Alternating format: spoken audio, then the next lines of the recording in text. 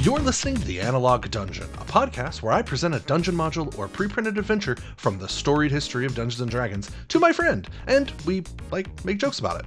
On this episode, it's a double header. We dig into two modules from the AC series, 1984's The Kidnapping of Princess Arelina and its sequel, 1985's The Revenge of Rusak, as D&D goes 3D. This is part 1 of 2. Enjoy! Russell. Jeremy. You Me. are a little older than I am. That's Not by entirely... much. Nope, that's entirely accurate and feeling more of it every day. Well, I'm not here to make you feel old. I bring that up only to say you also started your D&D journey a little before I did, because you started in Boy Scout. That was like your first was sort of in Boy Scout camp when you were, what, like 15. 15-ish? Yeah, I worked staff at Camp Orr, Boy Scout camp in Arkansas on the Buffalo River, and I was introduced to D&D from other staff members because you're Boy Scouts, you're all hanging out in tents all the time. There's plenty of opportunities to play Magic and D&D, Right. and that was where I was introduced to both. I remember watching friends play like alpha and beta lands and spells on cots out in the middle of the woods. Right. And it's one of those like, oh God, go back in time and like grab them and put and save and Oh, buy God. your first house with them 20 years later. Ugh. But yeah, I played 2nd edition Mhm. Dungeons and Dragons. I tried playing a cleric because I remember seeing the Dungeons and Dragons arcade cabinet, and it had, it's a side-scrolling kind of beat 'em up, and the cleric is this very evocative looking guy. He's got a big, flanged mace. He's got the big white tabard on, really kind of large bearded Sean Connery looking dude. It was Right. really, really evocative. It was more so than the Conan-y looking fighter. So I was just like, that's where I can avoid That's more being like all the attainable. meatheads. That's more something attainable. Right, exactly. I was like, I was that kid that was like, what's the thing that everybody else chooses? So I need to be a little bit So you want to different. swerve. Yeah. I'm not the guy that likes Wolverine. I'm the guy that likes Bishop from the X-Men. Right. Well, as long as you Right. don't like Cyclops, you're okay, because everyone knows Cyclops is a cop. Well, like, how can I like Cyclops if you kind of are Cyclops? That's Being fair. voted most likely to be a paladin kind of fits the Cyclops mold. Now, listen, in defense of Cyclops, whenever they did, the X-Men, what was it, X-Men 97? Mhm. Cyclops was cool again. He was less cop coded. Cyclops I'll give him that, cool but not by again. much. I don't know. Cyclops was always too cop coded. Yeah. Russell not cop coded, Cyclops definitely. So I bring up so I started D&D. I really kind of, before I really started playing it, I sat next to a guy in home economics class or whatever they called it at the time. I don't remember. This really big dude. I wish I could remember his name. I think his name was William. Really big dude. Kind of fluffy. I remember his hair was super fluffy. Just like big and fluffy, right? He was probably 6'3", 6'4". And he was kind of your metalhead Satanist kid. And he was I'd always been interested in D&D, and I'd always played D&D like games. Like, I remember inventing games and playing with my friend when I was really, really young, and like keeping spell books and records and stuff of all the things that we were. So I'd always I've played D&D basically almost my whole life, as long as I could. But actually getting into it, he sort of introduced me, and I was able to look through some of his books, and then a couple of years later with some and I started sort of reading stuff and getting into it, but not really having anybody to play with. A couple of years later, started playing with some friends right around the time that 3rd edition was becoming 3.5, and then I really started playing a lot in college. Yeah, that was the same. Whenever 3rd edition was coming out, Mhm, I was mhm. tracking its progress because I was at Yes. another different summer camp. I was a junior in high school, and I was like following along devoutly with the internet. Like, when is it coming out? What is it going to have in it? Right. Because this was an opportunity for me to like take those experiences in 2nd edition, Right. but then play with something that was brand new.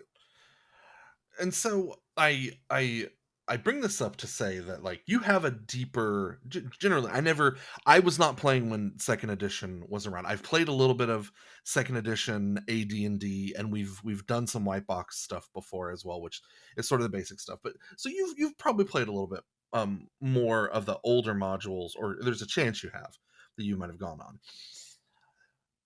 What I have for you today, I can say almost unequivocally you have never played.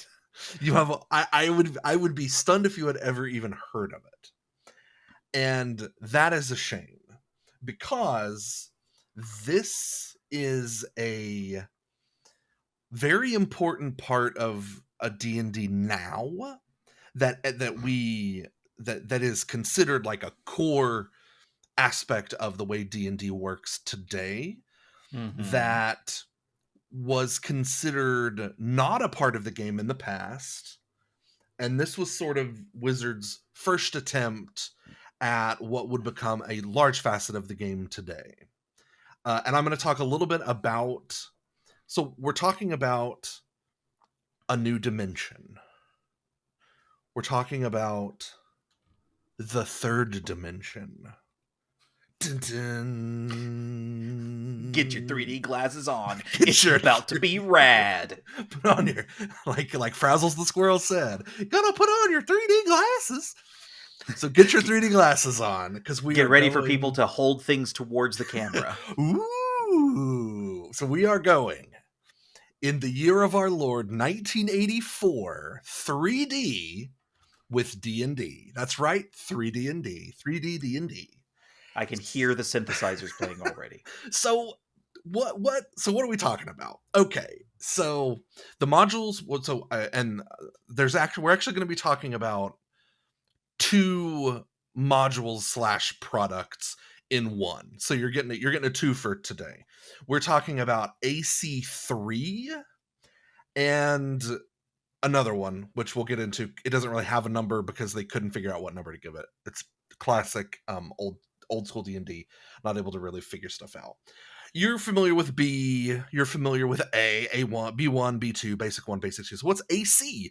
AC stands for accessory, because we are talking about, from what I can tell, the very first branded D&D product that had you playing in 3D, that had you looking at a physical object on the table with monsters, and where you had your own little guy and you could move around and you could interact with the things.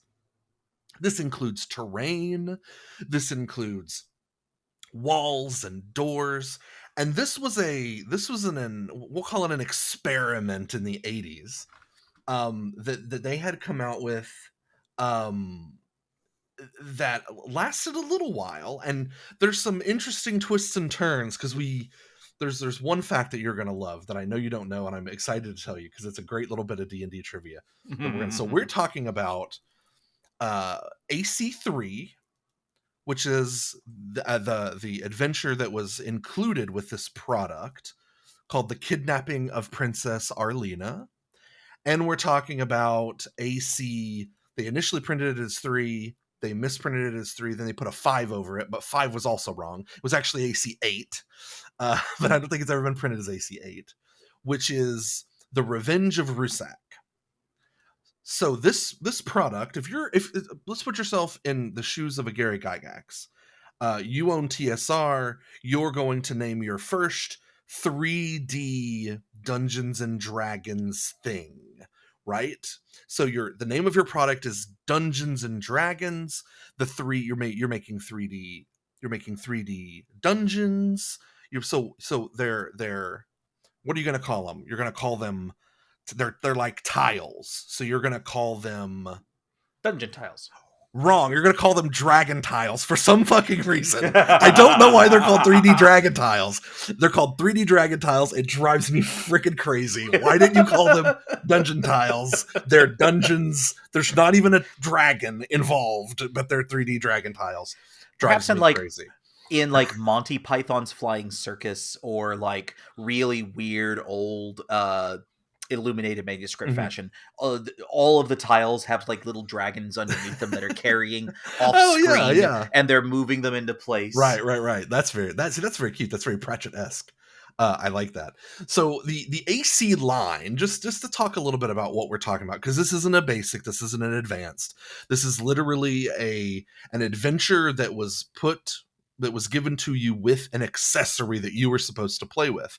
So both of these were designed to be used with the 3D dragon tiles. I'm going to call them dungeon tiles because that's what makes sense in my brain, but they're actually called dragon tiles, designed to be used with these dragon tiles. And so the accessories line included a bunch of stuff you probably have heard of. The Shady Dragon Inn, if you've ever heard of that, that was like the very first D&D accessory. It had a bunch of little information. The first like bestiaries and item guides, which would become later the splat books in 3.5, Arms and Armor, stuff like that. The Poor Wizard's Almanac series, as well as like your first offerings for DM screens and character sheets. That was all in sort of the accessories line. So we're talking about these 3D dragon tiles. Now AC3, which features the adventure, The Kidnapping of Princess Arelina. This is in 1984. This adventure was written by Gary Spiegel, who is a well-known earlier employee of TSR.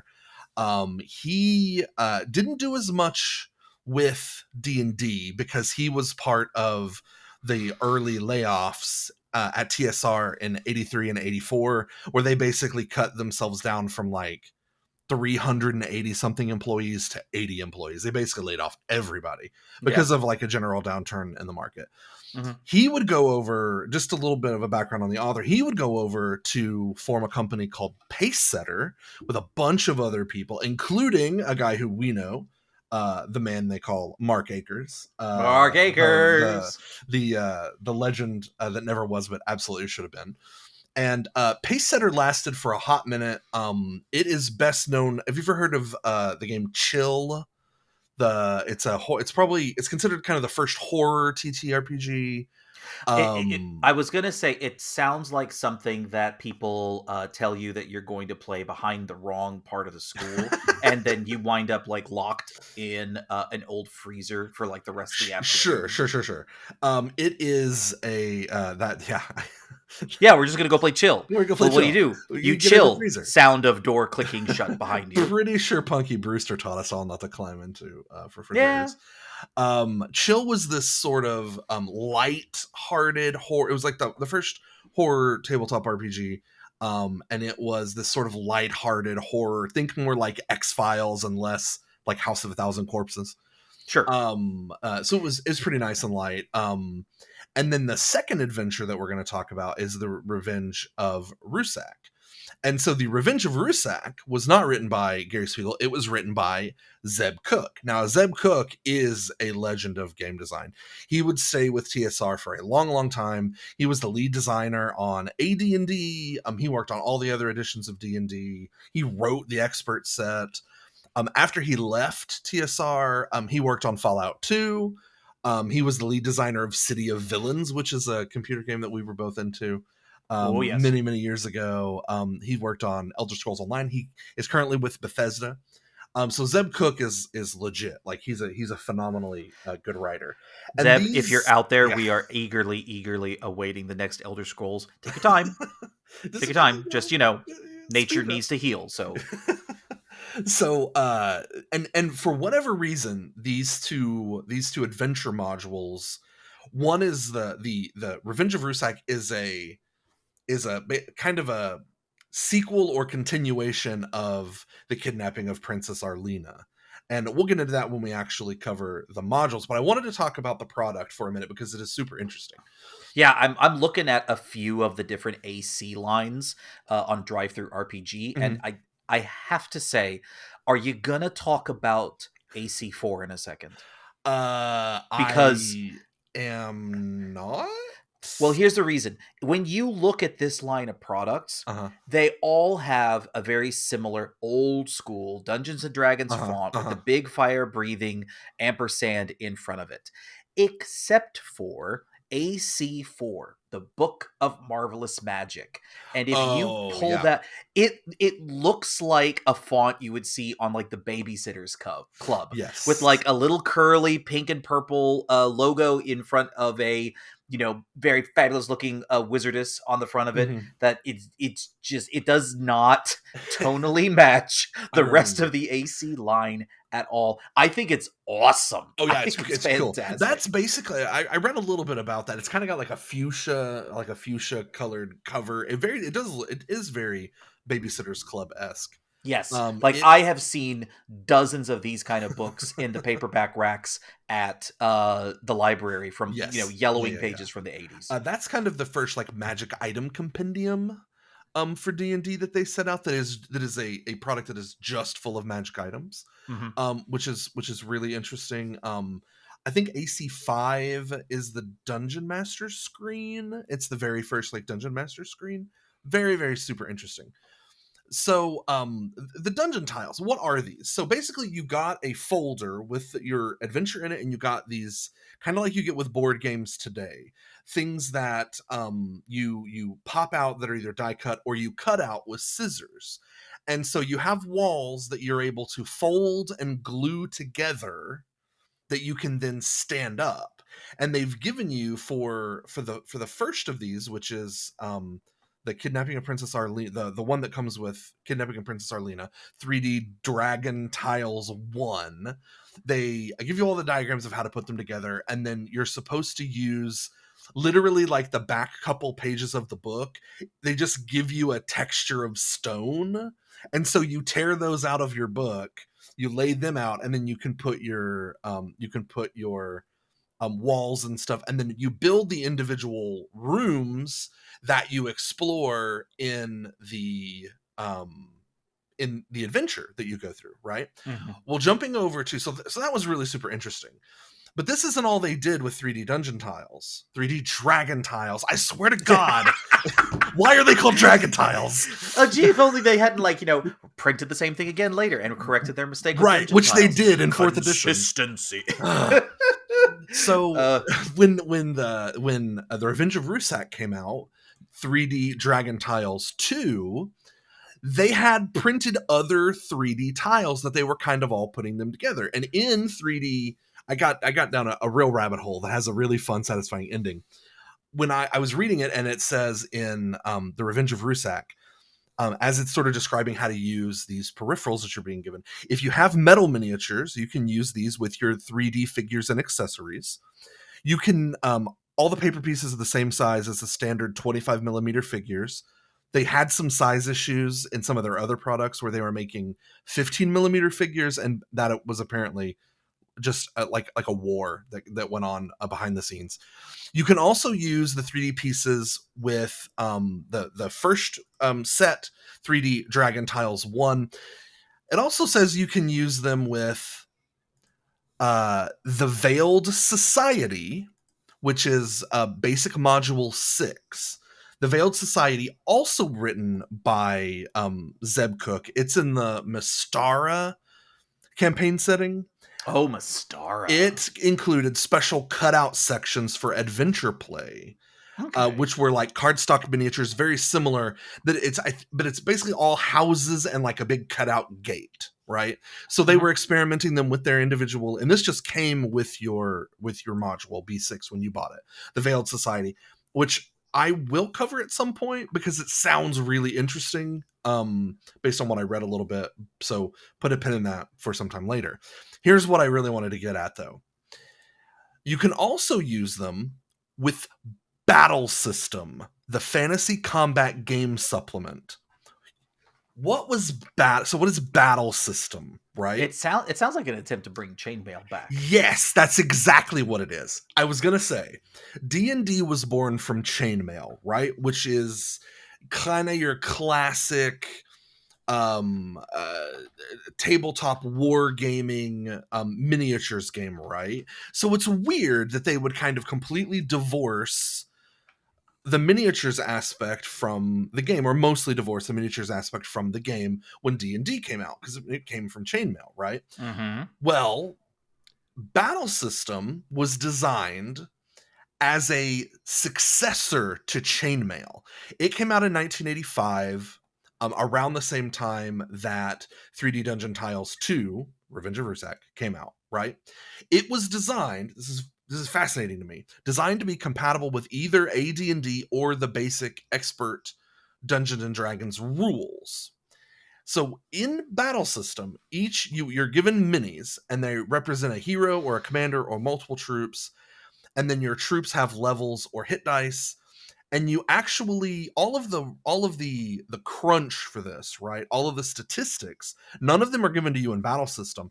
They are instead brought in from other D&D stuff. So, like, for instance, if you were dealing with a creature in Battle System, you would use aspects of its monster manual entry to determine what it was like or what it did in a game of Battle System. Okay. Mm-hmm. The first edition set of Battle System, which came out in 1985, it had rules for play. It had some scenarios. It had a guide to the miniatures, several cardboard figures, over 800 counters that you would individually punch out. You think Whoa. board games today come with a lot of pieces? Yeah, I've punched out a lot of stuff before, and that sounds hefty. 800. My thumbs are getting sore just considering it. And now this was meant to be used, as I said, with either the advanced Dungeons & Dragons or the simpler D&D rule sets at the time. So, interesting, and all of these are designed in a sense for you to be able to use them all together. So you can set up your dungeons or set up your individual rooms, and you're getting in the 80s, if kind of similar to what we're playing now. So, like, on Critical Role, when Matt Mercer brings out his huge, that's basically 3D Dragon Tiles. Evolved. So here's the fun fact that I wanted to wow you with. Battle System had a second edition. It was released in 1989. So, TSR wanted to create a campaign setting specifically for Battle System. Okay. So in 1990, they started pre-production on this new campaign setting that would use the Battle System a rule set, and which they called War World.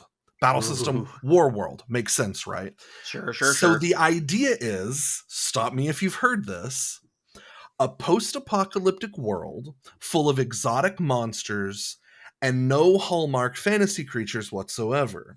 But TSR worried about this concept, wondering how to market a project that didn't have any familiar D&D stuff. So eventually, they added elves and dwarves and dragons, but in warped versions of them that you see in your standard D&D, right? The designers credited this change that sort of launched the project in a whole new direction, right? Pat Sajak, I'd like to solve the puzzle. Russell, can you name that campaign setting? What is Dark Sun? That's right. Dark Sun, the campaign setting that everybody it's hard to say that everybody loves it, but Dark Sun that is very well known. It's got to be easily top 4 or top 5 campaign setting. Dark Sun was initially created for Battle System, not even for freaking D&D. Now, so what happened? Right. Like we started with punch out paper tiles and walls, and we wound up with one of the most evocative worlds that barely anyone has played in. Right. But unless you were like of a certain era of D&D. Right. So what happened? Well, unfortunately, they put out, so the very first Dark Sun product is for Battle System. Uh-huh. But by the time it came out, which I want to say was like 90 or 91, Battle System was doing terribly. And so they just in all the rest of the stuff that came out for Dark Sun, they just abandoned it entirely. So they created this campaign setting for this almost immediately defunct system. But because that system, again, as we discussed, because that system was designed in a very weird kind of runaround way to work with the rules that existed in D&D as they were, we didn't lose it. They were just like, okay, we'll just make it a regular D&D campaign setting. And that, ladies and gentlemen, is how we get from 3D dragon tiles to Dark Sun. One of the most It is actually TSR's. I'm now digging back into my old Dark Sun. TSR's most successful releases. Dark Sun ran from 1991 through 1996. The Dark Sun box set, one of TSR's single most successful products. Yeah. And, people love Dark Sun. There's a lot of talk these days about, well, Wizards would never bring Dark Sun back because it does deal with it does have some parts of it that people would consider somewhat problematic. There's a ton of slavery. There's quite a bit of racism. Like there's a lot. And so, Hasbro, it's the kind of thing that if you like, it was attempted to bring back. We played it. I mean, the Dark Sun edition adaptations into fourth edition. Fourth edition. That's right. They had there's a whole book. I think I've got it somewhere. Yeah. Because I distinctly remember playing a wizard in that in-store event and just getting my clock cleaned. Yeah, Dark Sun is so. You can explain how Dark Sun works just a little. And I don't want to spend a ton of time on this because I do want to get to the adventures, which are themselves very, very interesting. But Dark Sun is like magic is run amok and it's evil and you're not supposed to use it. And it's like, this post-apocalyptic wasteland because some magical apocalypse happened. Right. Everything that I remember from Dark Sun was told to me breathlessly by a friend of mine who played it before I met them and started playing D&D in college. And it was magic requires a toll of living, and you could use like the life energy of the world around you, which is why the sorcerer gods that became dragons or were dragons that became gods, one or the other, they were the most powerful beings because they had leached the world dry of all of its life, which is why it's a post-apocalyptic, destroyed, dead world, because they had, sucked everything up. And if you used magic, you were essentially like either you have to be enslaved to these dragons or you're dead. Right. It's the sort of thing that is designed in a way that there's going to be a very specific subsection of dude that is obsessed with it. Like, I think you could do Dark Sun. I think you could absolutely dig into it. It requires an acknowledgement of here is what it was at a time that it was a commentary on the time. Here is what it can be now, which has been attempted. It's just D&D is kind of crowded with lots of different kinds of evocative sets right now. Yeah. And I think big, wild desert set is cool. It is hard for me to dig into like post-apocalyptic desert survival D&D when Powered by the Apocalypse games are right there. And there are some really good games and systems and settings that do it better. It is the sort of thing that if you're a really big Dark Sun fan, I feel like you can find another system out there that's going to scratch that itch. And you're not going to have to worry about the sort of general overlay of D&D, which doesn't really fit hand in glove with a with a system, with a setting like Dark Sun. It really needs to kind of be its own thing. And there's tons of systems out there that you can play with that. But and like the last thing we'll say on it is that the other piece, aside from like the in-world kind of stuff, the baggage from it, the magic of it all, is also the brutality and the deadliness of the setting. It's kind of known as you need 3 characters minimum when you go into this, otherwise that you're just gonna be spending all your time making new characters, because it's just death lies around every corner, and that's really tough for the majority of people that want to sit down and play D&D. It's a fun way to play if you've already got that other part of your diet kind of filled in. Right. If you've got your dungeon crawling, if you've got your role playing, if you got that and you're full of that, then sometimes playing throwaway characters or playing really in-depth characters that you want tragedy to happen to, that requires a large amount of enfranchisement into Mhm. all of this. Mhm. And that's the other reason why it's kind of hard to do when you're trying to make a product that's accessible to larger amounts of people. Yeah, that's really kind of the core section of it, right? Like Dark Sun could be really great around certain tables, but if you're starting to talk about percentages of tables, it's going to be on the lower end when compared to something like Eberron or obviously Forgotten Realms, Faerun. It's going to be kind of on the lower end. Yeah. So you kind of yeah, you sort of understand why they might not get into it, but honestly, people will be listening to this in 2 or 3 years, and Dark Sun will be the new like core campaign for D&D, and we'll sound like complete idiots. So Oh, if it brings whatever. back any more of that sumptuous Braum art, I am here for it. Speaking of art, I wanted to talk a little bit about the art on the actual dragon tiles. I'm teaching myself here. So You're you have getting there. the two products. You have the first one and the second one. The first one is like the art is almost Saturday morning cartoony. Yeah, It's yeah. very it's very front of the module, very Saturday, very very very cartoony, right?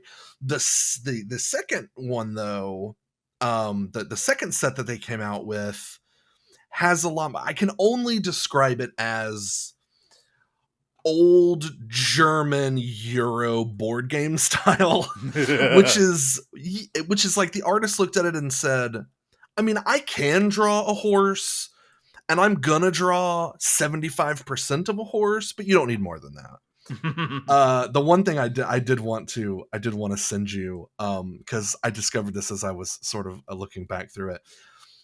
In the, and slight spoiler alert for my own adventure here, but this is definitely worth it, and I'll make sure this is included in the thumbnail for the thing, so you people have already seen it. It does include the absolute cutest fucking rust monster with googly eyes that you have ever seen. I just said to you, Russell. Oh my god. It's so expressive. and it's got these huge googly eyes, right? And it makes, with the googly eyes, it makes that little tail flangey at the end even more like, not like a bone, but more like a bow tie on its tail. It's very cute. I saw that. I was like, shit. oh, what a cute boy. That's so much fun. It also kind of looks like an intellect devourer. Minus a little. If it didn't have if it were pink and didn't have if it were pink and didn't have a face, it would definitely look like an intellect. That makes me want to put googly eyes on all of my. Listen, I will admit, I'm a sucker for cardstock monsters. Oh, and for little sure. stand-ups. For sure. If I don't use them, well, almost at all, but I like them.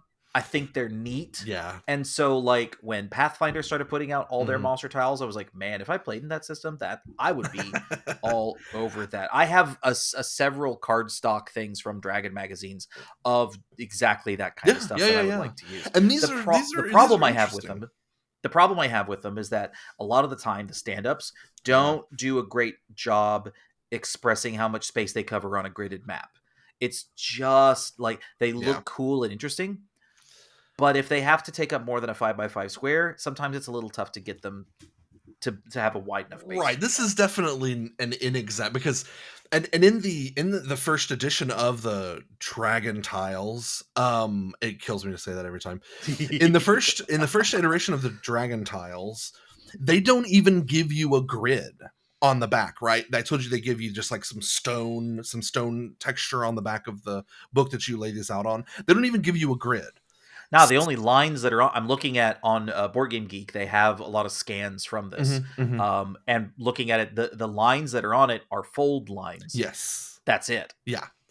So, and the creatures and the stand-ups for the actual NPCs and for the characters, because it gives you pre-generated characters and gives you little standees for those pre-generated characters. You basically fold a little strip of paper into a little stand-up triangle like you would see on a table at the mall, advertising a sale at JCPenney's and then the mattress sale for the 4th of July. It's basically a table tent of your character, but it does have like the back of it is the back of it, and then the two other sides are like the two halves of the front, so you can kind of see how it almost gives you a little bit of a perspective thing. Very interesting. So, but the adventure we're going to talk about again was, I'm not going to say second banana to what you're getting, because both of these adventures, which are connected, are they're short. I would almost even call them more along the lines of like one shots, but they have some really fun, interesting things about them. Especially when you consider that these were created the first one especially was created to kind of show off was to show off these 3D dragon tiles, right? Yeah, it's very similar to the Yellow Box 3rd edition basic set, which is Yes. where I kind of like cut my teeth on being a dungeon master. Yes. For my brother and a few other people I strong-armed into playing at a diner in Dover. And there were lots of small adventures that had you fold the insert map that came with it certain ways and use several different specific monster tiles that it came with, or little monster tokens, including like there was a goblin who had kidnapped an injured unicorn, and there was a displacer beast, and there was a like, none of these things in terms of like dungeon ecology really make sense, but they use the materials well and they teach the concepts they're intended to teach well. Right. And it's interesting because for the first one, especially for the Kidnapping of Princess Arelina, they give you a lot of really common monsters. So you're going to see a lot of really common monsters in here, and they had to find a way to put them all in one location and one area. And they came up with with kind of an interesting way of doing it, because you're not actually in a dungeon, you're in a house. But we're going to get into that actually right now. So when you're preparing for your adventure, it says the adventure is designed for a group of 4 to 8 characters between 2nd and 5th level of experience. The group should include at least 2 clerics, which makes you think this is maybe going to be really difficult. If we've come for the Church of Mark Acres, we have our clerics lined up that we've gone through like 300 interviews. We've vetted quite a few of them. Yes. Why? Hey, I was just talking to my buddy there, the other cleric, and we just noticed that neither one of us have like next of kin or extended family. Was that like accidental or? No, it's the part of the the algorithm, like make sure that we're weeding out certain elements of that. So like the fact that you own a Ford Astro is kind of the most important thing. That kind of puts you at the top. It's the culture. It's the company culture. We really like people that don't have worldly ties. Players may use their own characters, or they may use the pre-rolled characters provided on the DM sheet. Let's go over the pre-rolled characters really quickly, because they do, again, give you little stand-ups for these guys. So you have a 4th level fighter named Berkeley. None of these have species or. It's like that guy with the accent races. You can't place. It's like, where did you go to school? Berkeley. Where to Berkeley? What part of California is that accent from? North southern. You have Kuat, a 3rd level ranger. Awas. These names feel real random. I gotta admit. You hit the moved your your cipher over weirdly on the stereo box and got a weird jumble. 4th level magic user.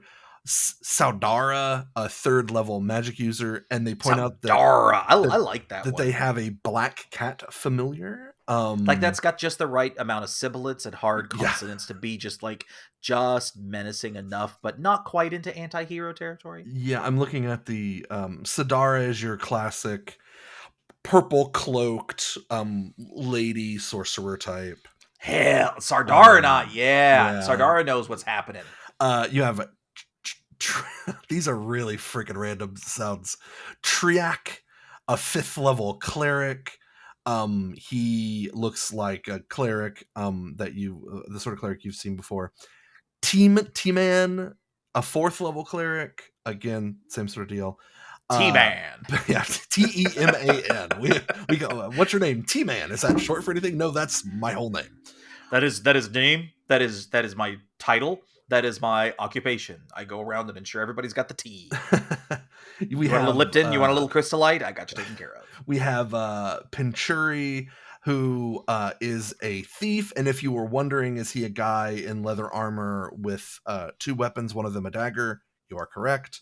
Yes. Amble is a 3rd level thief, and if you were wondering if that is a it's hard to say.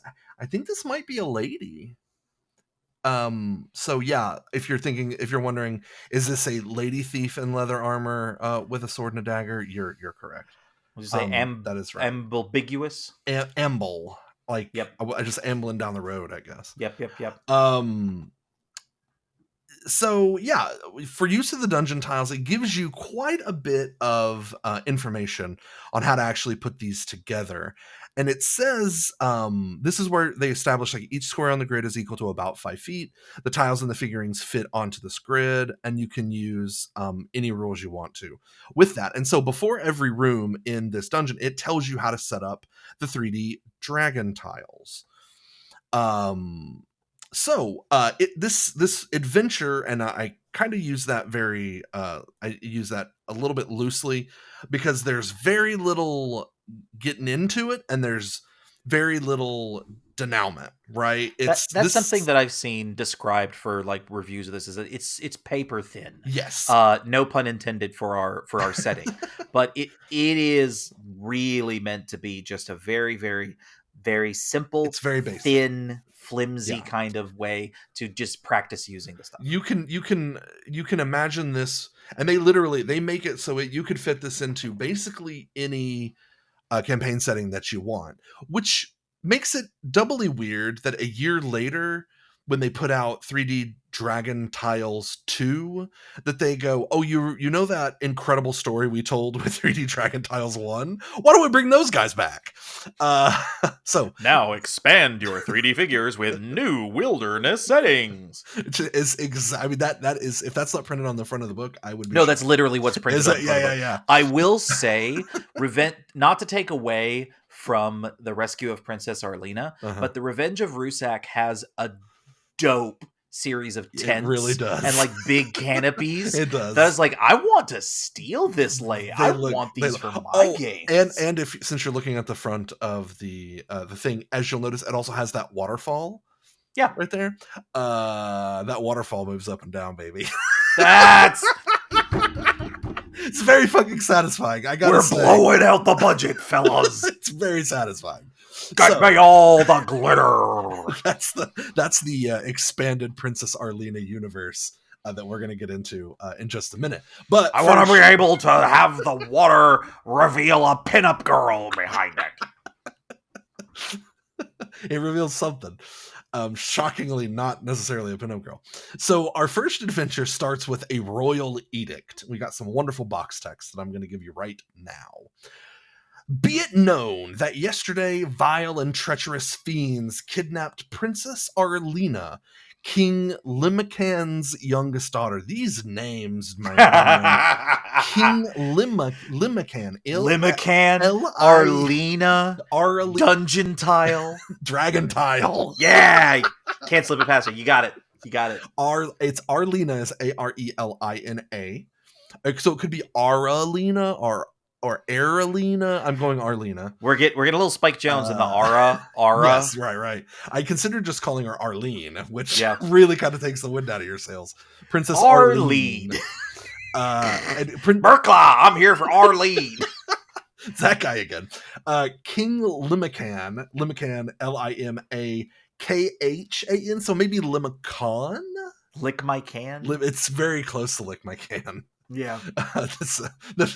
The Simpsons episode. Oh, the candy that is on the anyway.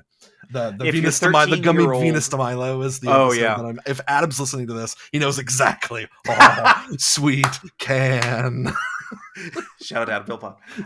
If you don't know, the 13-year-olds that played this were absolutely making fun of Lick My Can. Yes. Oh yeah, yeah, yeah, And yeah. fighting over which one of them would get Saudara for their Yeah, characters. that's right.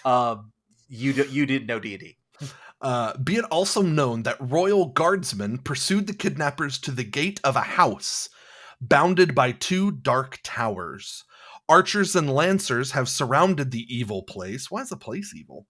And trapped the wretched kidnappers within.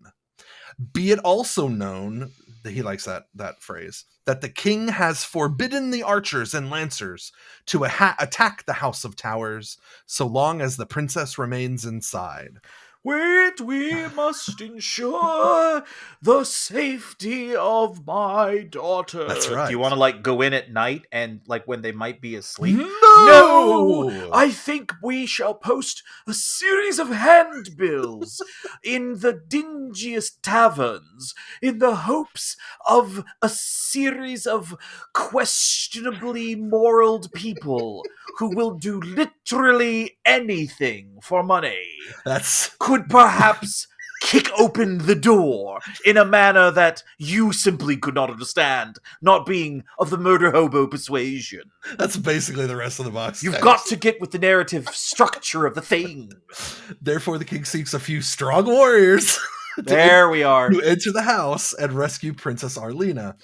Thus, King Limicon, I'm going with Limican. Thus, King Limican offers a reward of 50,000 gold pieces. This is another way you can tell this wasn't attached to any other campaign setting, because you're wrecking your campaign economy with 50,000 What year gold was this? pieces. 1984? This was 84. Was inflation like at that point in time? Oh with my inflation, God. that's like a 375,000 gold pieces. Here is 50,000 American gold. What's the exchange rate on that? Limicanian gold, yeah. Like back in what's the exchange rate on that back in Waterdeep? It's like, oh, it's not good. This is whatever and they don't give this place a name, of course, because why would they? So this is, I like to think that this is like Zimbabwe, where they have like the $1 trillion notes that will like buy you a cheeseburger because inflation's so bad. 50,000 gold pieces to any person or party who rescues the princess by nightfall tomorrow. The king also offers one of his finest war horses to each of the rescuer in case you want a horse. Yeah, even from the start, looking at this any deeper than just, yeah. Well, I mean... Don't pick at the edges. You gotta click yes if you want to advance the story. Like, can you imagine rolling up to the table and laying this out there and having your entire table just kind of looking at you like, is everything okay?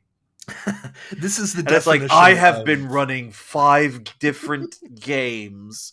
I have been trying to write my master's thesis. Right, yeah. While fending off the advances of 3 different groups of players who just want to level for no good reasons. This is the well's dry. This is all you're getting. This is a great, if you imagine that exact DM having to just sort of make something up on the spot, being like, fine, kidnappers took a princess and they went into like a house and there's towers and he can't send his men in because I don't know reasons, but if you want to go in, he'll pay you like 50,000 gold pieces and give you all horses. And all you have to do is get his daughter out alive, and if she's hurt, you don't get anything. All right, I'm gonna pitch 2 alternate takes on this. Okay. First alternate take. Sure. There's not really a good reason why the princess was kidnapped. This is something to create a stir. So this is really like everybody's kind of in on it, and they're all kind of waiting for the next questionable people to come into town. That is like, oh, there's a kidnapping. Quick, put the handbill up, quick, before they come around the corner. And by the time that they they rescue and here's this gold, and then they go telling everybody what happened, and then people flock to the kingdom or to the city, and it becomes an economic boom. Oh, I like it. So they've staged a kidnapping Yeah. for like tourists. I feel like that's what they do in the Mushroom Kingdom. Yeah. My second pitch is it's a curse. Only it's such a powerful curse, it's cursed the entire city. So they have to keep doing this over and over again. And as part of the Oh. conditions of the curse is like you can't physically do this. It has to be by someone outside of town. Because the person that cursed them is just like, really wanting to just watch them suffer. Yeah.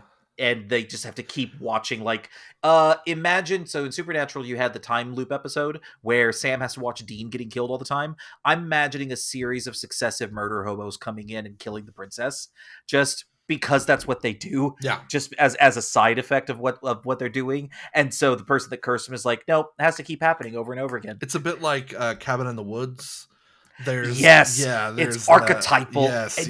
You have to have the sacrifice, and you got to have the sacrifice. That's right. Yeah, and every time the murder hobos kill the princess, it renews the curse. So the only way to break the curse is to get her out safely and like don't kill anyone. And it's funny because another like they mentioned the house, right? They call it the House of Towers. The towers do not matter at all. Like there's nothing about it. You can go into the and we'll get into this, but like nothing happens in the towers. The towers are just there. It's really just a collection of small encounters until you get into the cellar, in which case you speed run the basically the whole of the of what you're actually supposed to be there to do, and then you're done. You're not getting a search warrant to get in that place. No, it's like, no. I'm sorry, what was officers stated that the house had looming towers. It's like, what were they walking with architecture? I'm finding no probable cause. We're not doing this. So we start. Just no. The House of Towers entryway. Another box text. Cool breezes blow through the wet grass as the sun lights the sky to the east. To the north. I'm sorry. We just started off with cool breezes, and suddenly we're in Miami. That's fair. Cool breeze. Cool breeze. We're in a convertible driving down the freeway with the beach on. Oh, we're in Cruising USA. That's right. Cruising USA has turned off on the wrong side road. To the north, a dark one-story stone building rises up from the mist. Bricked up windows mark two 20-foot high towers. That were 20-foot high towers. That's barely a tower. No, yeah. That rises from the northeast and the northwest and the southeast corners of the building. Rickety iron fence. Along the fence, dozens of soldiers stand guard. Steps run upward from the weed-covered lawn inside the fence, and steps lead to a porch. Big stone house. The rooms in the house are 10 feet tall. Doors are made of wood. Every door is unlocked unless otherwise noted. Characters go in via the porch. The porch has two gargoyle statues. Pressure plates cause the gargoyle statues to attack the characters and deal a pittance of damage, but then you kick the door down and you're into the hallway. Sound of scurrying rats echoing the northern end of the hall. Cobwebs cover the ceiling and hang down into the hallway. A rotting black curtain hangs along one section of the east wall. A long wooden table stands to the north of the curtains. Doors stand to the west and the east. A bricked-up window rests in the north wall, and a cracked mirror hangs from one of the window's bricks. A jumble of footprints crisscross the dirty floor. So this is sort of the main hallway from the upstairs that you sort of come into, right?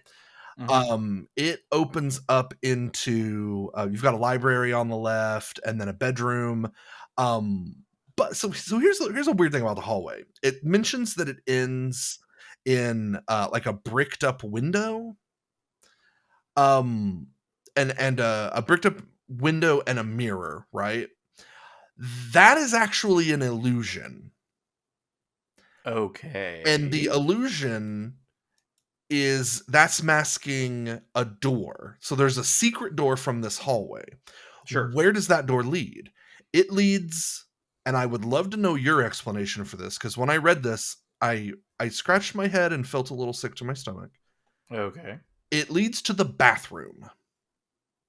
First of all, there's a bathroom in this house, which I guess makes sense because it is a house. Okay. Secret hidden door window into the bathroom. Okay, I see what you're getting at. Like, the real question is, like, Is the window looking into the bathroom? Is someone in the bathroom looking out from the bathroom? Right. That's weird, Right. and like just kind of raises the why. Yeah, that's my Like question. why? Why an Right. illusion? What are you trying to hide? Yeah. Because there are doors to the bathroom. So, I don't know, just maybe don't think about that for too long. Eh. I'm saying it's just like easy to get to a bathroom that nobody else knows about. Like, okay. I'm offering a better take. Okay. This is take number 3. Sure. Imagine that this is like it's like the amusement park kind of first take that we were describing, Uh-huh. right? Like this is the thing that goes over and over again. People come in, they use this to kind of promote tourism or whatever. Yeah. So your cast members have to Yeah. have places that they can go to the bathroom at, Yeah, yeah, yeah, and yeah. maybe don't necessarily like raise any flags with people. So it's like the kind of little behind the barrel side It's things behind the scenes. for the cast to be able to slip Yeah, yeah, behind the yeah. scenes. It's like behind the scenes at Disney. Exactly. This is like a Disney ride. This is a small world. I'm Um, congealing around the amusement park, and I'm feeling, especially with the 50,000 questionable gold coins, I'm feeling like I'm on solid ground to do sure, so. sure, sure, sure. So your immediate first door is gonna send you into the library. The tiles for the library are very cool, as you might imagine. Bookshelves cover the entire north wall. A fireplace filled with spider webs and dry kindling stands on the west wall. There are 2 swords that are draped in cobwebs. On the wall, candelabras, sofa with 2 stuffed chairs, wooden desk. It's your classic library, right? As Mhm. soon as the characters enter this room, a ghoul rises from the sofa, where it was presumably taking a nap, to face them. A few seconds later, 3 more ghouls rise from the sofa and chairs, and they all attack. So you're running into you're charging directly into some ghouls here.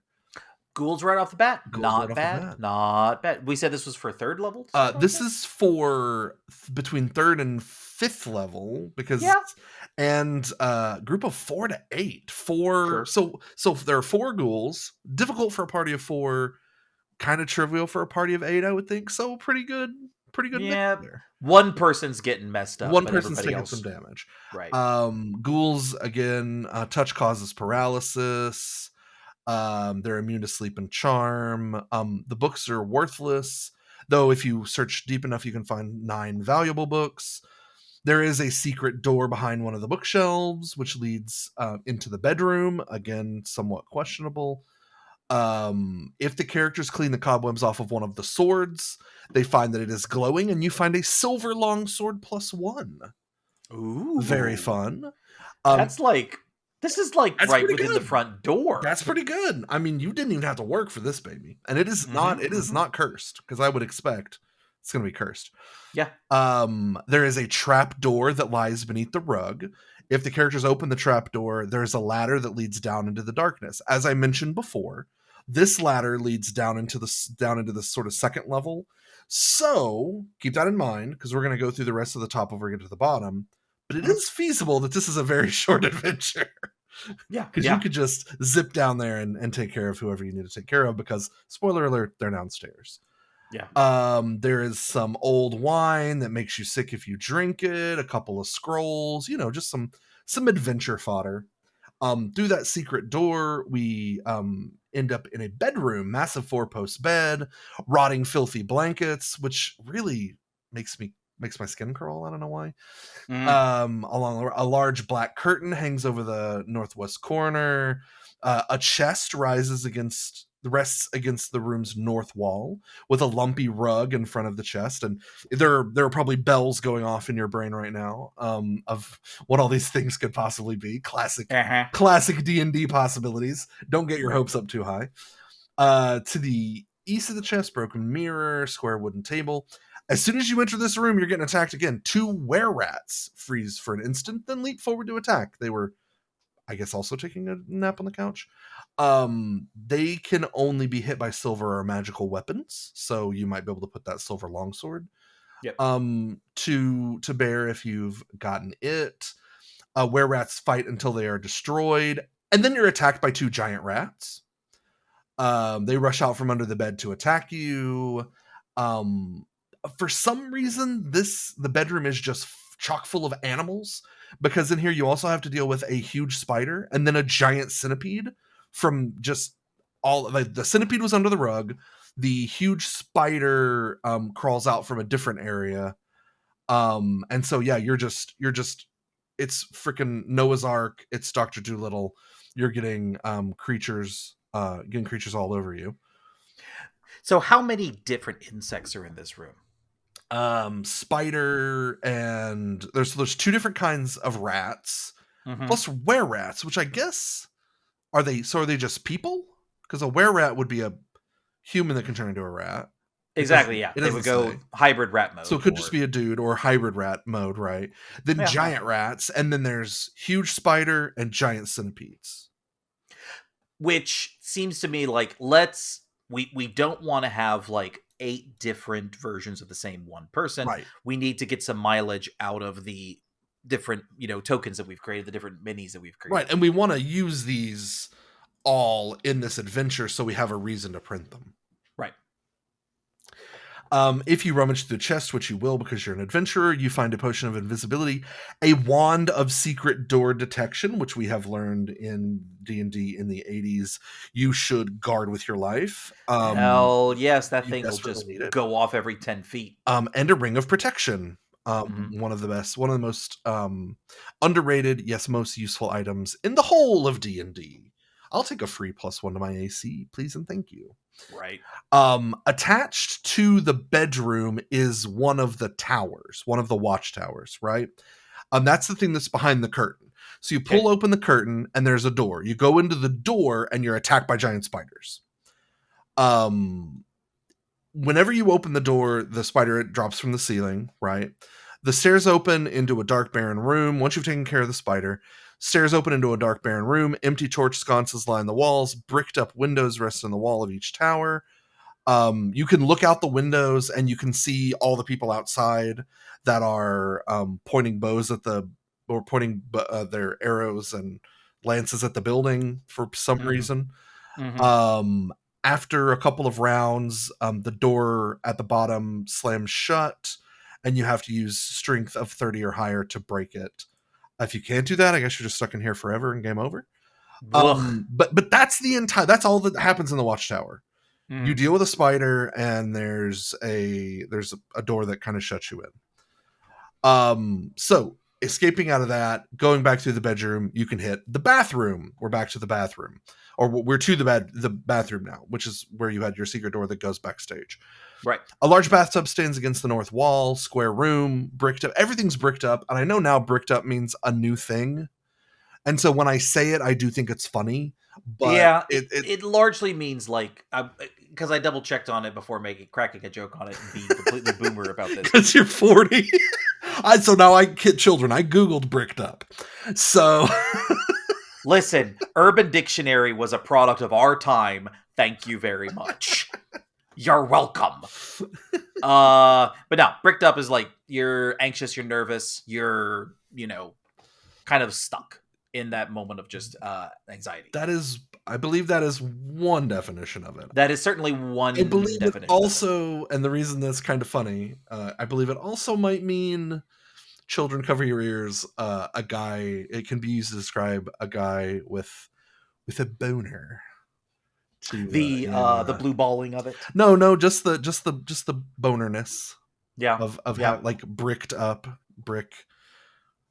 Yeah, because he's a brick. Hopefully he's hopefully he's a house and not like no. Out. If he is a brick for more than 4 hours, call your physician. Call your doctor. A tin basin partially filled with brackish water stands on a wooden table. Threadbare rug. If you move the rug, a lot of cockroaches run out, but they're harmless. There is a vial of holy water in the bottom of the basin, so if you need to fight a vampire later, you're set. Next, you're kind of moving west out of the bathroom into the sitting room. Rocking chair against the east wall, dust and mold covering high-back wooden chairs. 2 huge portraits hang in the center of the north wall. Another moldy sofa. A long rug lies in front of the sofa. Sitting stiffly on the sofa are 2 skeletons clutching teacups in their bony fingers. So we're in the Scooby-Doo portion of Right. the attraction. As soon as the characters see the skeletons, they rise to attack. So now you're fighting skeletons, another classic D&D monster that you're going to want a lot of. I mean, to be fair, you interrupted the tea party. You did. And you were clearly not invited. This is tea time, and you are not dressed appropriately. You did just get that vial You of did holy not water. pass the vibe check. No. Now we must rattle you. You did just get that vial of holy water. Rattle me bones. In addition to the tea party skeletons, there are 2 ghouls hiding in a secret chamber behind the easternmost portrait. They will rip through the canvas 1d4 rounds after the skeletons attack. This is 1984. I do not know exactly like the month that this came out. But so I don't know if this was before or after Ghostbusters, but one definitely influenced the other. A ghost ripping out of a painting, that's full on Ghostbusters. Yeah.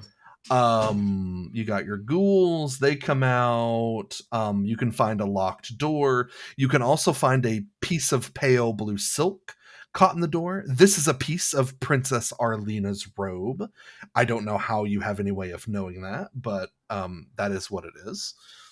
Let's see. Moving down now into the dining room, tall archway, more black curtains, huge tapestry. Along the wall is an ornate china cabinet. A door stands in the wall to the east of the cabinet. Long dining table in the middle of the room. So they're really giving you stuff to put in here. Brass candelabras, colored candles, several china settings are placed around the table. A glass goblet and several pieces of silverware accompany each setting. Suddenly, 2 of the goblets rise gracefully into the air, not peacefully, and tip slightly. Pale rose-colored liquid drains slowly from the goblets. Again, someone just watched Ghostbusters. Knives and forks move about on a few of the plates and dishes. 2 large silver platters suddenly float through the archway into the room. This room is dimly lit, and so it takes a second to see that what you're actually looking at here are shadows sitting around the table. 2 or more carry food in from the kitchen in area 9. After you've been in the room for a couple of rounds, the shadows attack you because there's no coming in here peacefully. Also, you're probably wondering, like, what happened to this house? Like, you might be thinking, like, are they going to explain, like, why there's skeletons having a tea party and shadows having, like, apparently locked in an immortal dinner party for, nope, they never do. They never explain. Yeah, no. This is just, every town has one of these. It's spooky, and we just don't go in there. Speaking of stuff they could very easily explain to us, which would probably be really interesting. You move further south into the service hall. Archway stands near the southwest corner of this long hallway. A door stands ajar in the center of the north wall. 2 bricked up windows rest in the east wall, and a broken mirror hangs on the west wall. The bricked up windows are illusions. Each window covers a secret door in the east wall. Why you would illusion a door for a window, not entirely certain. These doors lead to small alcoves, and in the alcoves are the mummified remains of a woman, and the other one has the mummified remains of a man.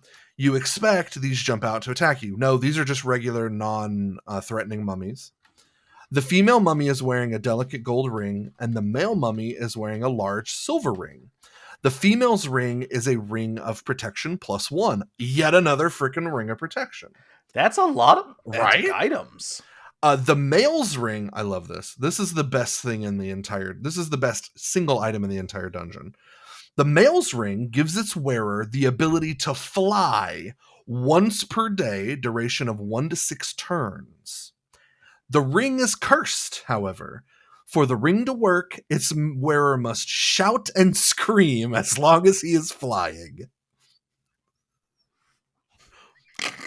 Right? I'm trying to picture this. It's just... Oh. At what point do you... So here's what happens. The person in your party that gets the ring will use it way too much, and someone will have to take it from them. No, we're taking the screaming, flying ring. No more flying. I don't care how many things about this dungeon this solves. No more scream flying. I can't handle it anymore. The scream ring. That's gonna show up in a game that I do, for sure. That's the end of part 1 of the Kidnapping of Princess Arelina and the Revenge of Rusak. What googly-eyed cardboard horrors await? Find out when we continue in part 2. We have a new release every other Tuesday. If you hate cliffhangers and like your podcast long and all at once, we offer this entire episode as well as all of our past episodes from start to finish, uninterrupted, only on our Patreon. Find out more at our home base, analogdungeon.com. Like, comment, subscribe, and we'll see you next time.